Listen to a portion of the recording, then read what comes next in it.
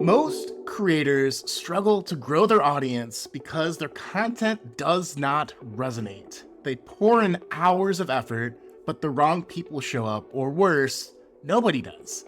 Today, we're breaking down the key metrics that high-performing creators use to measure resonance so you can attract the right audience and have a bigger impact.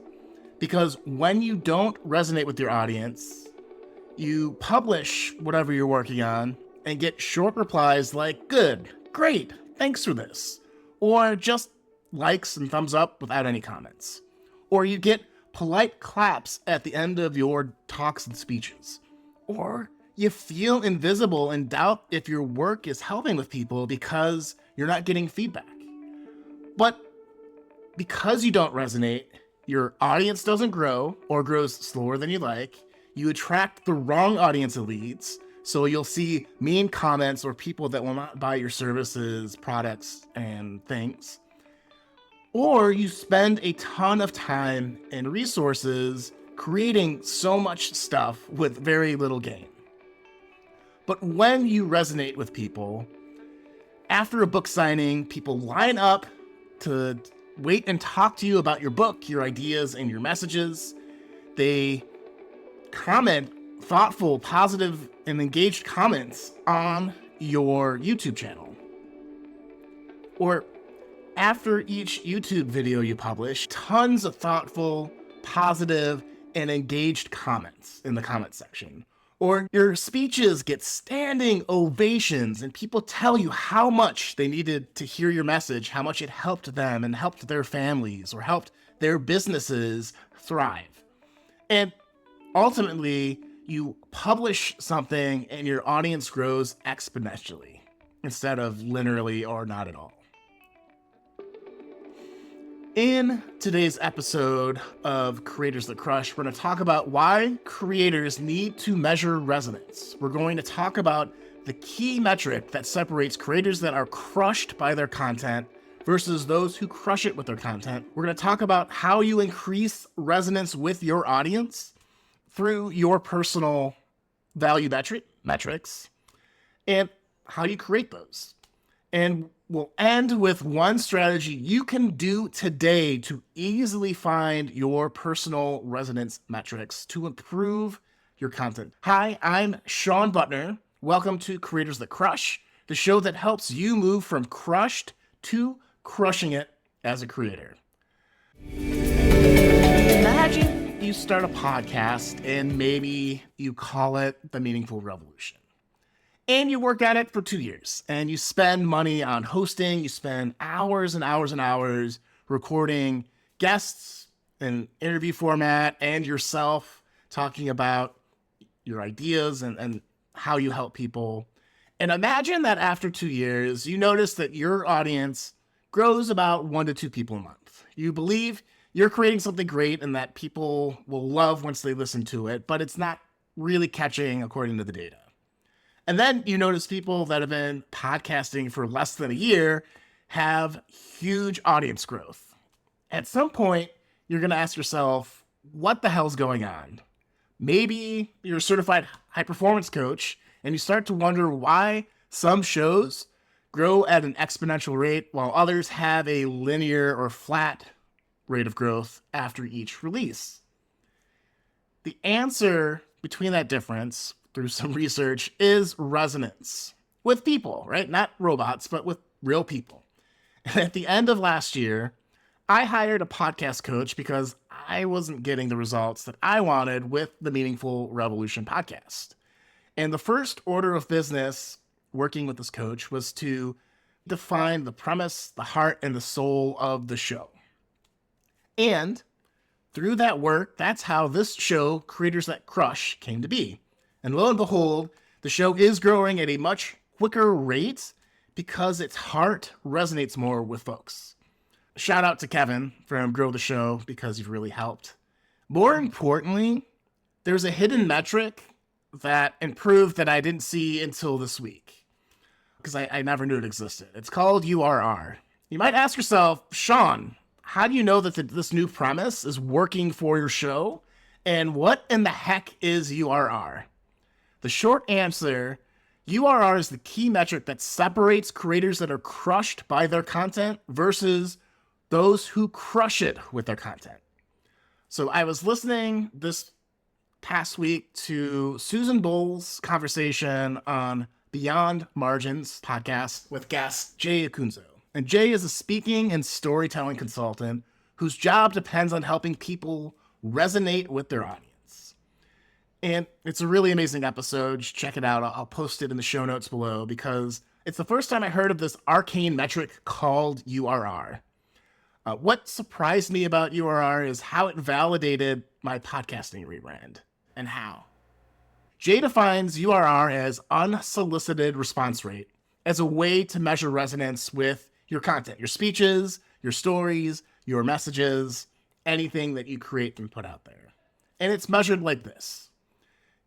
On a scale out of 1 to 6, the high scores generally are measuring the effort people put into interacting with you and your work. And it's all because they're compelled to do so. They heard something you said or watched something you did or consumed a course that taught them something, and they felt compelled to let you know how impactful it was. So those are the high scores. Lower scores are comments that are thumbs up or short sentences like great in the comment section, a polite clapping at the end of a talk, liking posts without interacting with it more. And then no scores are the 0 comment, 0 likes, 0 people talking about your stuff, 0 people interacting with you, you generally feeling invisible. So again, the more effort people take to interact with your work, the more you are resonating. But that begs the question, how do you increase resonance with your audience, right? So how do you improve this metric? How do you compel people to respond to the things that you put out? The answer is value metrics. What are those? They are your personal values that help guide you in what to make, who to talk to, and how to gauge if you'll stick with a project, topic, or task. For example, YouTuber Evan Carmichael has one word, and it's believe. And so when you join his private coaching group or you watch one of his videos, it's all, hey, Believe Nation. And surprisingly, because he has built his brand around the word believe, he surprisingly attracts people that want to believe more in themselves, in their businesses, and in their voice and messages. And so it resonates with people that are looking for that or want that in their lives. Another example is in the Beyond Margins episode I mentioned before, Jay Acunzo's value metric is resonance because he is a storytelling consultant. So he helps people create resonance in their work. We had to build the metric around that idea. Susan Bowles, who hosts that show, her one word is calm because her show is all about designing a calm business. So guess who naturally resonates with those messages? Storytellers and calm-seeking business owners. In my coaching business, I measure joy, growth, and impact for myself and my clients because I believe everyone wants these 3 things in their lives. And guess who tends to resonate with those 3 words in my business? Creators that are happy, learning focused, and purposeful in the content that they make. So now you might be asking yourself the question, how do you create your value metrics? Now, if we were to work together in a coaching relationship, we would go through an exercise that would help you define your value metrics. We would first go over this exercise on our strategy call, which is what I offer for free before we get into coaching, and then on the second session of the coaching program, because it's incredibly important to me as a coach to do this exercise with you. And it's called the 3-word exercise. I refer to these 3 words when I find them out about a client obsessively when we are working together because I noticed as a coach that people, number 1, suffer when they act outside of their values. So when you're feeling lost or listless or miserable or unhappy with a certain aspect of your life or your creative career, it's because you're doing something outside of your value system, right? And these 3 words help me understand what those values are so we can talk about it. It, too, helps people make decisions quicker because if you're hemming and hawing about something, there's probably at least one value that's in conflict with an affirmative, or you're not clear on how it lands in your values. So there's a really rich conversation that happens around those types of things that happen around making decisions, and especially if people are stuck. And then 3, people do not like other people that are in conflict with their values. They are not resonating with these people. So if you are an honest person and you work with someone that lies constantly, you are going to be unhappy at work because you have to deal with this dishonest person every day. If you are not creating content around your values, you are not creating content that resonates. And listen, you probably are not talking and sharing enough of your values in the things that you create or in your day-to-day life enough. I'm guilty of this. Everyone I've ever coached with, or my friends and family, we as people are just not really great at this, even with the best intention and effort.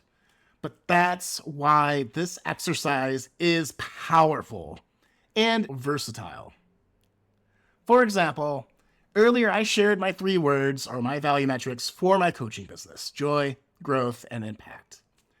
And I want to work with happy learners who want to make things better in the world. But the 3 words that define the best version of Sean out in the world are optimistic, present, and creative. I chose optimism because, to me, optimism is the belief we can change things for the better with effort. I know I'm my best when I am looking to solve problems or change things positively through action, and not getting stuck in my head, not thinking shoulda, woulda, coulda, or this isn't right, and just complaining. And I can get stuck in those modes. But when I'm my best self, I'm like, okay, here's the situation. What do we got to do to make things better? And it ties to my business value of impact. I think having an impact is positively changing things for the better and believing that you can. So you see how those are linked? That's actually cool. I did these sets of words separately, and I didn't realize how they link together, which is crazy. Okay, let's see if this tracks with the next 2. So I chose second, presence, because I know I can overthink, overanalyze, and get stuck in analysis paralysis. And this one helps keep me engaged and out of anxiety and worry and doom and gloom expected in the future. And this actually ties to my business metric of joy. This helps keep me happy in the work and in my life so that I attract those types of folks. And I chose creative because I enjoy problem solving and mashing ideas together. And this ties into my business metric of growth because it's learning, right? Putting together ideas or solving problems is how you advance knowledge. And so when I'm being creative, excuse me. So when I'm being creative, I know that I'm being my best self.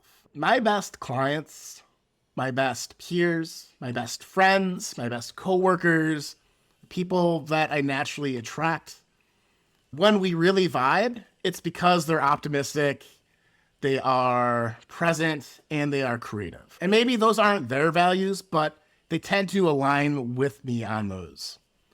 So the people around me resonate with my value metrics. So how can you define your 3 words? I got 5 easy steps.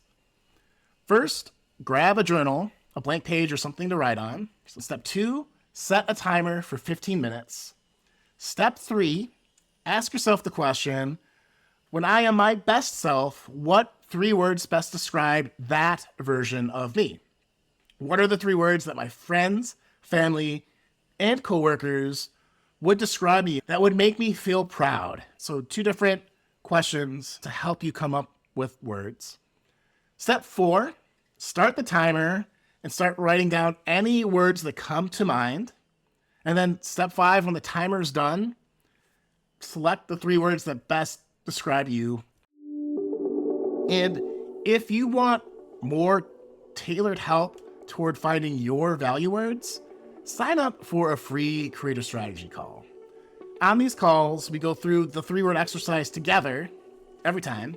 And it helps you define and implement your values and metrics. Every month I have 10 spots open, so do not delay. Go to SeanButner.com/apply. Link in the show notes. I figure I'd just bring that up right now since we're talking about it. So you have your 3 words now, having gone through this activity. What are some things that'll help? First thing, do continue to update these 3 words. Don't think that you're one and done. Keep journaling about this until you find the 3 words that resonate with you the most. So this does take some effort.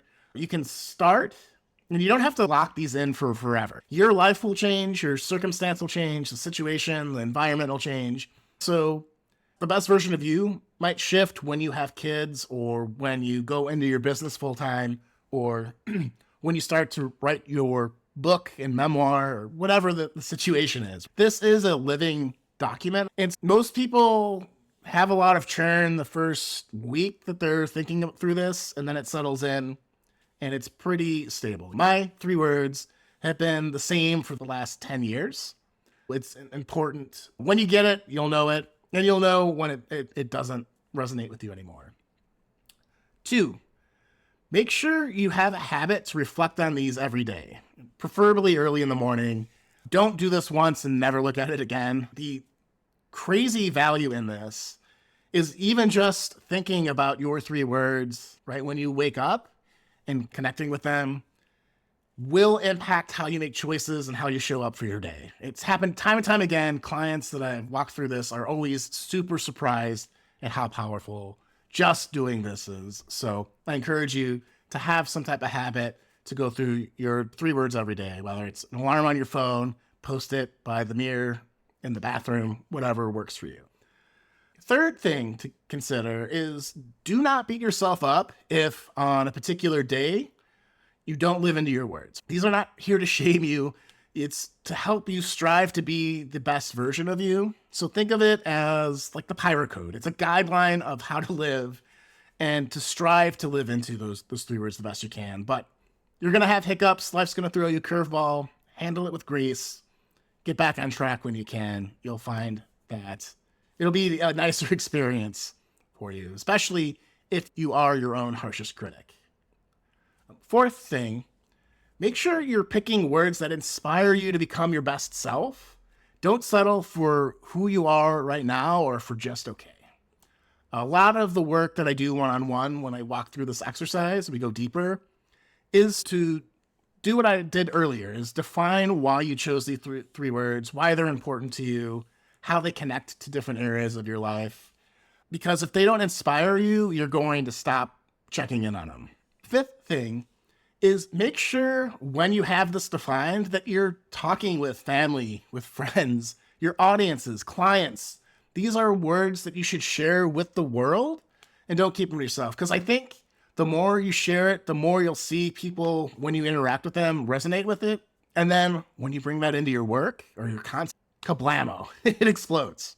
It's really amazing to see that. And it all starts with the people around you. So make sure you do that. And then finally, number 6, measure yourself weekly and monthly on a scale of 1 to 10 on your value metrics. This is the self-reflection habit that can help keep you on track or keep you from going sideways on things that aren't aligned to your values. So 1 being low, 10 being high.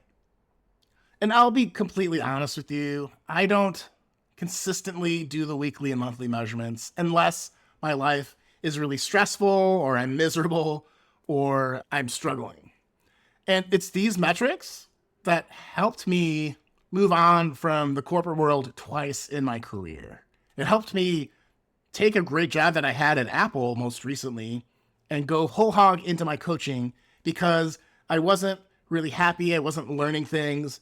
And I didn't think I was making as big of an impact as I could positively on the team that I was working on and the world in general. These are powerful and can cause great change. And every creator should have value metrics they aspire to reach, because by defining and sharing your value metrics, you will improve your URR or resonance with people. And when your URR improves, so does your audience growth. Again, If you want help finding your value words, be sure to sign up for a free creator strategy call. On the call, we almost always go through this particular 3-word exercise to help you define and implement your value metrics. Each month I have 10 spots open, and people love this call because not only do you get this exercise, there's 4 other creator performance habits we go through to help you maximize your potential as a creator. Now, each month I have 10 spots open, so be sure to go to seanbutler.com/apply, fill out the questionnaire so we know what exactly to focus on during that strategy, and schedule your call today. And do it before you get put on the wait list, because that's always a bummer. Also, if you're like, I don't have time for an hour strategy call with you, Sean, totally get that. You can sign up for my free Crush It as a Creator in 5 Days email course, where for 5 days you'll get a strategy to help you crush it as a creator. And on day 2 of this free email course, we cover the 3-word exercise. So if you're listening in the car or during your workout and can't go through the exercise right now, go to creatorsthatcrush.com, sign up, and get the exercise sent directly to your inbox.